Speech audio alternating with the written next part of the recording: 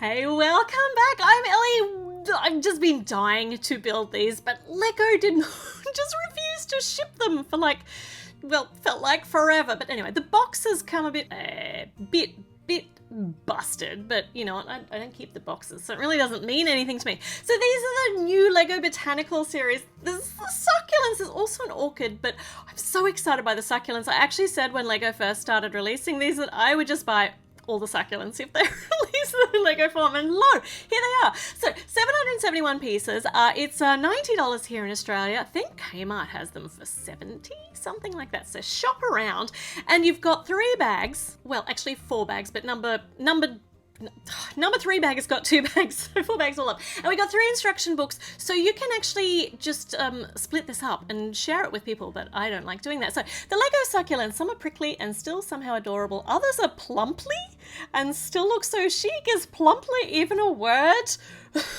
I love these little bits of information. They say having succulents in a room helps you focus, and building this set is likely to give you the same feeling. Aww. And there's a succulent for everyone. So each of these are built in their own individual little pot, which can be either connected to make a beautiful group of succulents or showcased separately. Yeah, instructions come in separate books so you can share them with friends or family, but nah. From the design team, Andy designed it. Yay, Andy, except he can't keep real succulents alive. Me neither, Andy. I feel you. I actually overwater them, so I just love succulents, but can't kill this one. I think I'm going to start with... I don't want to start from the beginning. I want to start with the red Echeveria. Look at how beautiful that is. Also, I killed one of these, so let's make an everlasting one. So, red Echeveria. Red is the colour of love. Next Valentine's Day, skip the roses and give a Lego red Echeveria instead. I would love to. But that means you have to buy like all of them. So how does that work?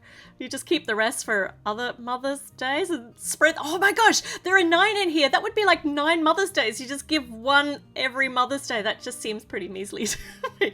So each of these have got the same pot formation, but the inside of the pot is different to showcase the different plants. And these are supposed to actually line up so that the holes are all like facing the same way. And I think, yeah. Why is this so hard? There we go. Now they're lined up. And lots of little red plugs to go into each of these. This is very, very fiddly. In fact, all of these botanical sets have got a lot of repeated steps. So, pour yourself a drink, get a little cheese platter, and just chill out while you are building these. So we've got our central foundation with all those little guns actually sticking out of the red pins. And we need to make 6 of these little petals. And they all then stick on the outward facing prongs with their little flats up. Isn't that beautiful? And it's on an angle. It's actually angled up in the pot. Now, I mean, one layer of petals, well, they're not petals, sorry. One layer of leaves is not enough. So this is the next layer. So we replicate this times 4, these little beautiful reddish brown petals. I don't know whether they offset in between the spaces or whether they're supposed to line up over the other ones. I need to have a look at the succulents that have actually managed to keep alive and see how they actually configure their leaves, whether it's like the Fibonacci series for them or I don't know. Okay, so in the center you got the little petals that, why do I keep calling them petals? The little leaves that have not quite unfurled yet, so they're a nice tight cluster, and that's gorgeous. And we have one little red axle to attach that to the next pots when we build them. So pot number 1. Next one is a cactus. This is a ball cactus. It's got a pink flower on the top. So let's have a look at how this goes together. Once again, pots exactly the same. So we'll just speed through that. They are very classy looking pots though. Bit dull when you build 9 of them, but in isolation they look fantastic. So that's the foundation for the cactus. We use these green claw pieces to actually make the texturing around the side. How easy is that?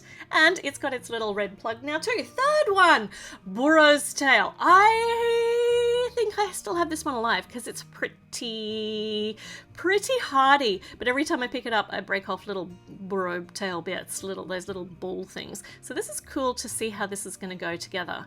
So we've got the foundation in there. Oh, look at all these little teeny really light green eggs to make the, this is fabulous.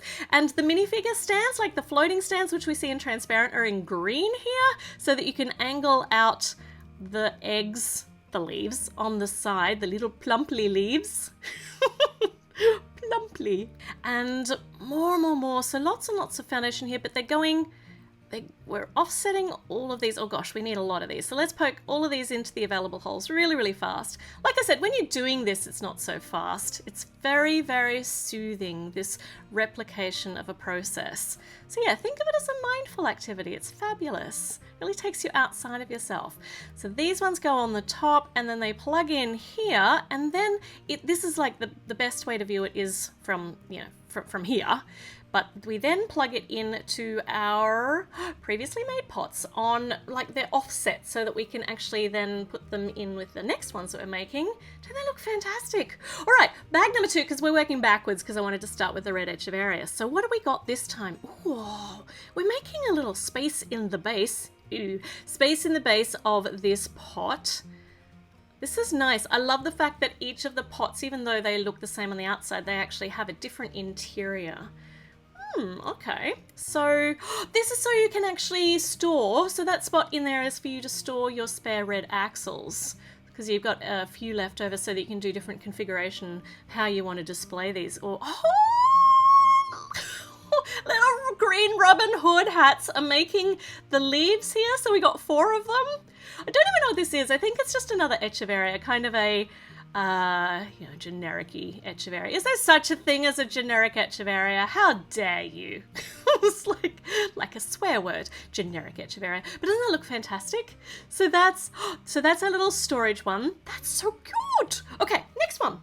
Okay, same pot. We're putting the same pot in. This time we've got dark green 2x4 bricks on the inside. Got to put these panel pieces around the edges, and then we're ready to work on the actual plant. So what is this one supposed to be? This is a lavender Echeveria.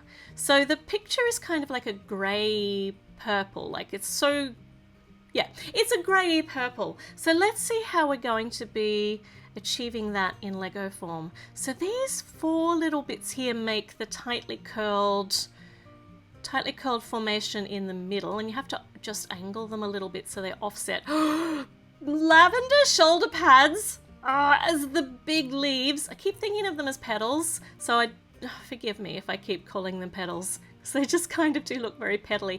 And then some more of them to then just bulk this out. More little sand green claws. Hold on. Does that open up and we put them in there? Oh, no. Totally wrong. So I need to turn all these ones that I have around. That's better. And then these ones go on the bottom. Directionally challenged. So that's so pretty. So it's like a rosebud style Echeveria. So now we've got our little red pin in this, and our purple Echeveria is done. Or lavender Echeveria. It's so pretty. Okay, next up, moon cactus. The moon cactus glows red because it lacks chlorophyll and must be grafted onto other cacti for it to grow. That's really curious. All right, so let's see how we put together our moon cactus. And these we need 4 of these. Look at those I love the little spiky bits. That's such a useful piece, that tan spiky bit.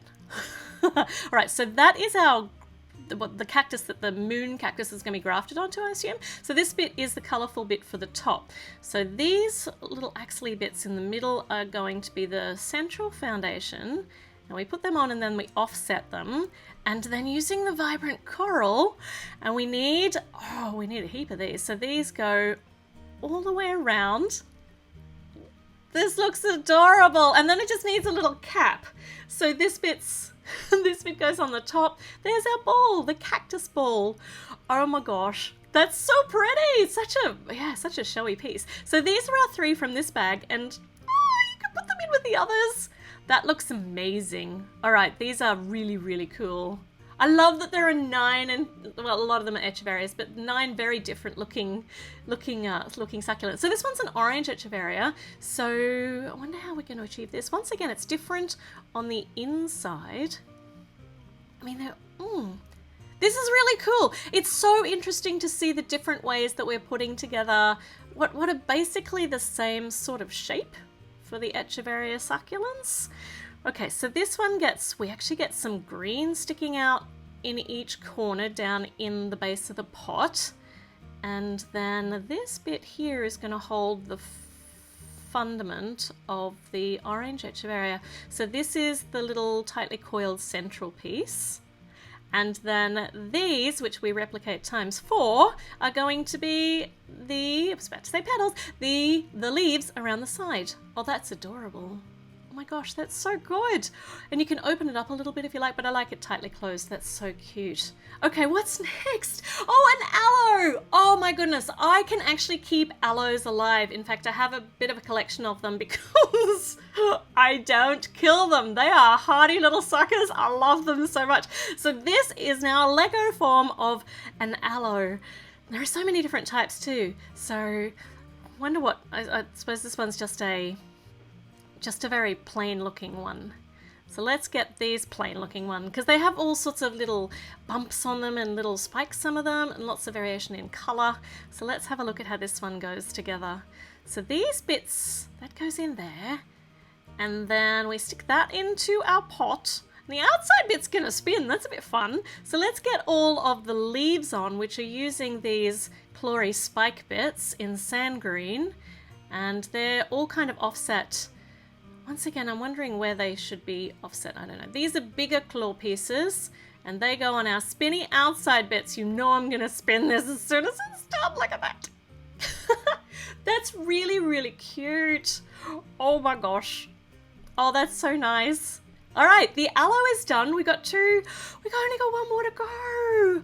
And this one's a hen. Oh, hens and chicks. So hens and chicks plants are called such because they can quickly produce numerous babies. So does this mean we're going to get lots of little offspring like tumbling out of the pot? That would be really cool. I just love it when your succulent gets to the point where it tumbles out of the pot.